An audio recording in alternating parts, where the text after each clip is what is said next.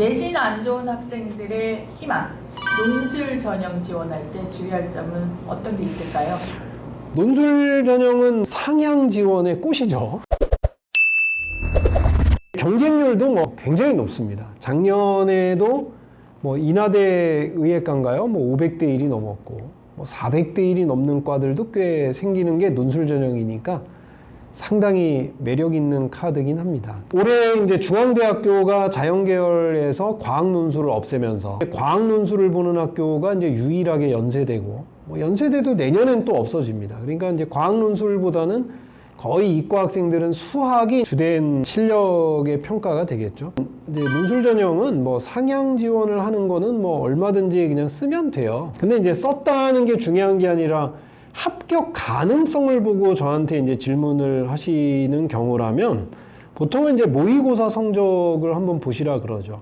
우리가 생각하는 연세대, 서강대, 성균관대, 한양대, 요 정도 라인들의 이제 조금 상위권 대학의 논술 전형을 쓰실 때는 우리가 최근에 정말 논란이 되는 수학의 킬러 문제라는 거, 이제 앞으로는 모의고사에 그런 킬러 문제가 없어진다고 하니까 이게 또 이제 판단이 참 어려워질 수도 있는데요. 제가 생각할 땐 보통 그 최상위권 대학의 논술, 자연계열 학생들이 쓸 때는 킬러 문제를 한두 개는 맞출 정도의 실력은 돼야, 그러니까 수학에서 한 1등급 정도 되는 무난하게 유지할 수 있는 정도가 돼야 쓰고 붙을 확률이 높다. 저는 이렇게 표현을 합니다. 그래서 내가 킬러 문제를 그 3년 내내 풀어본 적이 없다. 맞춰본 적이 없다. 이런 정도의 학생들은 조금 낮은 급의 학교들까지도 고려를 하셔야 되고요. 수학이 한 2등급 정도 된다 그러면 한 건동홍숙 라인 아래쪽에 있는 대학들의 논술을 쓰는 게 저는 합격 확률이 좀 있다고 생각합니다.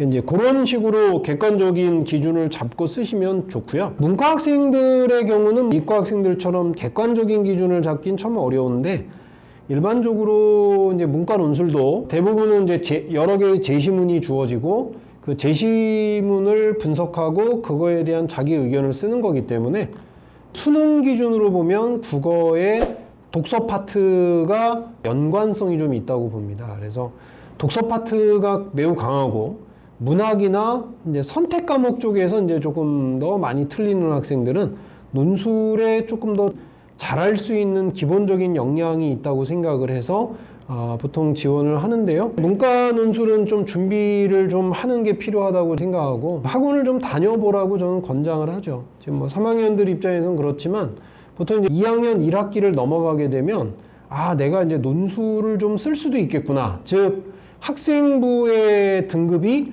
2등급 후반대에서 이제 3등급권까지 밀려나 있게 되면 학생부 중심의 전형, 즉 학생부 교과 전형이나 학생부 종합 전형으로는 상위 15개 대학을 가기는 좀 어려운 상황이 될 겁니다. 그러면 한 일주일에 한 번 정도 가는 논술학원을 좀 다녀볼 거를 저는 추천드리는 편입니다. 문과 학생들의 경우.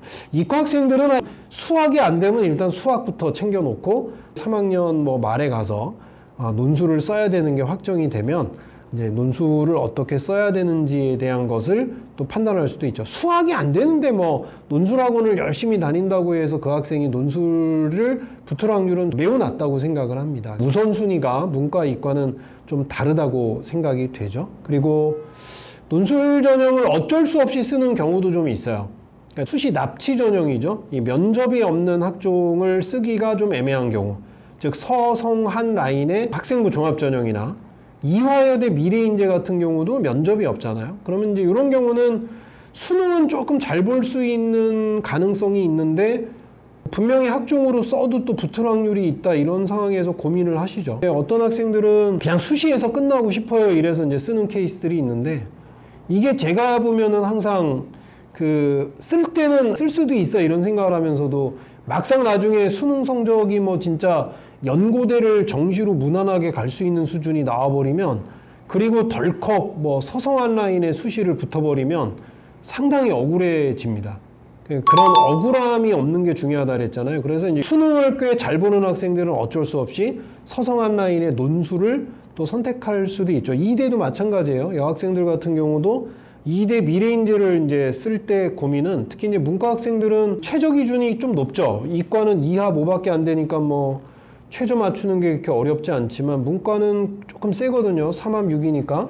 그러면 우리가 생각할 때는 문과 학생들은 최저를 맞추지 못하면서 수능을 뭐 못 볼 것 같은 막 이런 뭐 좀 애매한 경계에 있기 때문에 결과적으로는 논술 쪽을 선택할 수밖에 없는 경우도 또 있어요. 이런 케이스는 뭐 본인의 실력과 상관없이 또 써야 되는 경우도 있겠죠. 근데 논술은 그렇게 아마 대부분 활용하게 될 것 같습니다. 구독자님 질문인데요. 큰아이가 작년에 대입을 치렀는데요. 지방 일반고 내시는 주요 교과 1.5 정도, 현재 가교원 중 한 곳에 다니고 있습니다. 물투 기하를 이수하지 않았어요. 물원, 화원, 생원, 화투, 고급화학, 인공지능 수학을 이수했고 3년 동안 수학은 다 1등급이었다고 하네요. 혹시 서울대나 포항공대에 지원 가능한 공학계열학과가 있을까요? 하셨어요. 보통 과기원 중에서도 뭐 지스트나 디지스트나 또는 유니스트 이런 이제 학교들은 아무래도 이제 서울대나 뭐 포항공대나 카이스트보다는 조금 아래로 보죠. 좀 전에 말씀드린 세 개와 이제 새로 우리 신설된 캠텍까지 이런 학교들은 보통 이제 저희가 서성한 라인하고 비슷한 수준으로 보게 되는데요. 포항공대는 뭐 아시겠지만 그 반도체 공학과를 제외한 나머지 과들은 단일 계열로 모집을 합니다. 그러니까 뭐 어떤 과목을 이수했느냐 안 했느냐는 제가 볼 땐 그렇게 중요한 문제는 아니죠. 왜냐하면 다양한 과들이 있으니까 단일 계열로 뽑는다는 얘기는 하여간 공부를 좀 잘하고 수학이나 과학에 좀 우수한 능력이 있다고 판단이 되면 들어갈 수 있는데요. 포항공대 같은 경우는 올해 입시가 좀 바뀌었습니다. 작년 같은 경우는 반도체공학과만 1, 2 전형을 나눠서 2에는 수능 최저 기준 적용을 하고 1에는 적용을 안 하고 이렇게 이제 20명 나눠서 뽑았거든요. 근데 올해는 이제 일반 전형도 1, 2로 나눠졌습니다. 그래서 한 80명 정도의 그 일반 전형 2가 수능 최저 기준이 적용됩니다. 뭐 아주 높다고 보기는 좀 그래요. 뭐 수학, 과학을 그 합해서 2합 5죠. 수학, 과학을 합쳐서 등급합 5를 충족하면 되는 거니까 포항공대를 갈 정도 학생에게 아주 어려운 수준은 아닌데 국어 영어는 뭐 아예 또 제외를 하는 거니까 좀 또 부담스러운 학생들도 있을 텐데요. 이게 이제 어떤 문제가 있냐면 작년 같은 경우에는 일반 전형은 수능 최저 기준 없이 한꺼번에 뽑아서 3배수를 1단계를 뽑았는데 올해는 일반 전형 1이죠. 수능 최저 기준이 없는 요 전형 인원이 100명이 줄었어요. 그러면 어떤 계산이 되냐면 작년 같은 경우는 1단계를 통과하는 학생이 960명 정도, 960등 안에 들면 1단계를 통과하는데 올해는 제가 지금 계산해 보면 660등 안에는 들어가야 됩니다. 그러니까 220명만 이제 뽑게 되는 거죠. 그럼 여기서 이제 또 하나 문제가 이제 포항공대를 붙는 학생들의 구성을 보니까요. 전반적으로 과학고 학생이 한 절반 정도 됩니다. 일반 전형의 경우는 작년에 156명, 49.2%. 그 다음에 이제 반도체 공학과도 40명 중에 과학고 학생이 20명, 50%였으니까 일반 전형이나 반도체 공학과나 다 한 절반 정도가 과학고 학생이 쓴다면 제가 좀 전에 말씀드린 것처럼 1단계를 통과하는 학생이 한 300명 이상 줄었기 때문에 제가 볼 때는 아마 일반고에서 1단계를 통과할 수 있는 인원이 꽤 많이 줄어들 거라고 저는 생각을 합니다. 그래서 일반고를 다녔고 작년에 이제 과기원을 가기 전에 조금 높은 데를 썼다 떨어졌을 수도 있고 이런 경우라면 올해는 이제 조금 더 어려울 수 있는 점은 있겠죠. 이제 그게 이제 포항공대의 문제고요. 그 다음에 이제 서울대 같은 경우는 올해부터 권장 과목과 이제 핵심 권장 과목이라는 거를 지정했습니다. 이게 발표된 지는 꽤 오래됐지만 실제로 적용되는 건 이제 올해부터예요. 만약에 물투도 안 했고 기하도 안 했다 그러면 서울대가 지금 밝힌 권장 과목이나 핵심 권장 과목에서 물투나 기하가 있다면 조금 더 좀 망설여지는 부분이기는 하죠. 뭐 서울대나 뭐 모든 대학들이 권장 과목을 지금 많이들 발표를 했는데 그 밑에 보면 항상 단서 조항이 들어가요. 이 과목을 이수하지 않았다고 지원을 못하는 건 아니다. 뭐 이런 조건이 있기 때문에 이제 제가 볼 때는 지원하려고 하면 이제 화투도 했고 공급화학도 했고 이러면 화학 쪽에 관련된 건데 실제로 서울대 화생공 같은 경우는 이제 물투도 이제 핵심 권장 과목에 들어가 있기 때문에 이제 조금 부담스러운 부분입니다.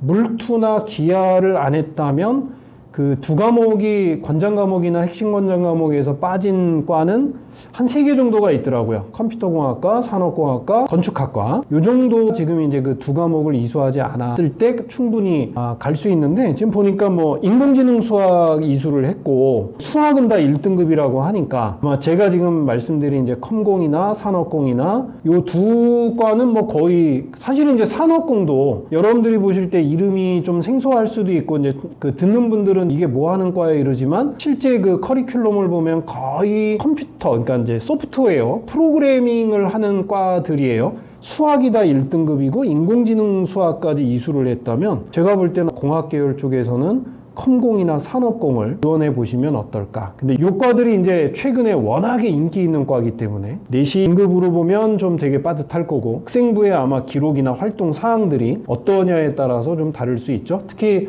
올해는 서울대가 첨단 융합학부라는 게 218명이 늘어난 상태이기 때문에 그 과에 어떤 학생들이 얼마나 지원하느냐에 따라서 주변에 이제 비슷비슷한 학과들은 조금씩 합격선이 좀 달라질 수 있지 않을까라는 생각도 한번 해봅니다. 뭐 그런 식으로 우리가 한번 지원해 볼 수는 있을 것 같습니다. 컴공이랑 산업공은 저희 막내도 보내고 싶어요. 그쵸. 근데 요즘 워낙 인기 있는 과랑 정시의 공학 계열 있잖아요. 거기도 사실은 이제 컴공을 선택할 수 있거든요. 네. 한 6개 과 중에 이제 컴공이 들어가 있으니까 우스갯소리로 야, 컴공 정원을 늘리고 싶으면 이런 방법으로 늘릴 수도 있구나. 뭐 이런 얘기를 했었거든요. 그래서 광역모집으로 들어가면 1학년 학점이 되게 좋아야지 자기가 원하는 학과로 갈 수 있지 않을까요? 서울대는 생각보다 그 제한이 많진 않아요. 왜냐하면 그 광역 모집이 인원이 많지가 않아서 저희가 볼 때는 거의 아마 컴공 쪽으로 갈 확률이 많다고 생각하는 부분 중에 하나죠. 그 지균이라 또 점수도 조금 낮아요. 그래서 작년에도 되게 매력 있는. 마지막으로 학생과 학부모님께 전하고 싶은 말이 있다면? 처음에 원서를 쓸 때 조심해야 될 점과 이제 비슷합니다. 우선 이제 본인의 객관적인 수준을 잘 판단하시기 바랍니다. 모의고사 성적으로 과연 내가 정시에 어디를 갈 수 있을까를 먼저 따져보시고요. 만약에 모의고사가 한 4등급, 5등급밖에 안 나오는데 내신은 꽤 좋아요. 그러면 이제 대부분 어떤 생각들을 가지시냐면요. 뭐 내신이 제가 1점 뭐 후반대예요. 이 정도 되면 꽤 좋은 대학을 갈 수 있죠. 일반적으로 갈 수 있습니다. 그런데 생각보다 1등급대라 그래서 무조건 상위 15개 대학을 무난하게 붙을 수 있는 건 아닙니다. 제가 많이 사례를 드는 학교 중에 광운대. 이 광운대라는 학교는요, 우리가 이제 대충 봐도 상위 15개 대학보다는 조금 합격선이 낮을 거라고 생각하지만, 실제로 이 학교의 추천 전형, 학생부 교과 전형은요, 평균 등급이 1.7, 1.8까지도 나와요. 조금 낮은 학교가 뭐 2점대 초반까지 나오죠. 그럼 사람들은 어떤 생각을 하냐면, 야, 1등급대가 광운대를 쓴다고? 이런 생각을 하시지만, 이 광운대 학생부 교과 전형의 특징은 최저가 없는 거예요. 한양대도 최저가 없지만 사실은 최저가 없는 학교가 많지 않습니다. 그러다 보니까 1등급 때 뭐 1.8등급이나 1.9등급이 나오는데 수능은 정말 최저를 못 맞출 정도로 뭐 2합 6이나 2합 5나 이런 거를 못 맞출 정도로 수준이 낮은 학생들은 높이 쓰면은 한양대부터 써서 낮게 쓰면은 진짜 광운대까지 쓰는 학생이 있어요. 그러니까 이게 제가 무슨 말씀이냐면, 야, 내가 1등급 후반대니까, 즉 2등급은 넘지 않으니까 상위권 대학의 학생부 추천 전형을 쓰게 되면 당연히 붙는 거 아니야 이러지만, 일단 최저를 못 맞춰서 떨어지는 경우도 있고, 그 다음에 의외로 거기에 내신이 높은 학생이 몰릴 수도 있는 거고, 여러 가지 변수가 있죠. 그러니까 모의고사 성적이 저조한 학생들은 굉장히 좀 스펙트럼을 넓게 쓰셔야 돼요. 그러니까 아까 제가 말씀드린 상향과 하향을 정할 때 정말 내가 이런 학교까지 써야 돼 라는 거를 기본적으로 쓰시죠. 다만 모든 사람은 본인이 생각하는 기준이 있어요. 그러니까 심리적인 마지노선이라고 제가 보통 표현을 하는데요.